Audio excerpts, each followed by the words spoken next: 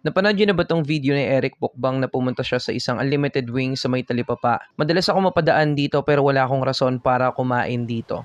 But then I was mentioned to his video and after kong kumain at mapanood ulit yung video, nakulangan ako sa description niya. The unlimited wings deserve more recognition. Kaya naman welcome to Reviewing Social Media Featured Restaurant starring Cole's Wings, the normal customer edition. Hahatiin natin to sa tatlong aspeto: the service, satisfaction, and quality and quantity. Service. Service was good. They provided a recommendation na hindi ko pa na-experience sa iba.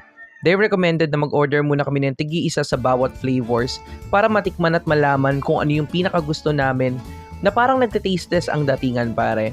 And after naming matikman, namili kami ng top 3 flavor and dun na lang halos umikot yung order namin, pa isa-isa or dala-dalawa dun sa ibang flavor.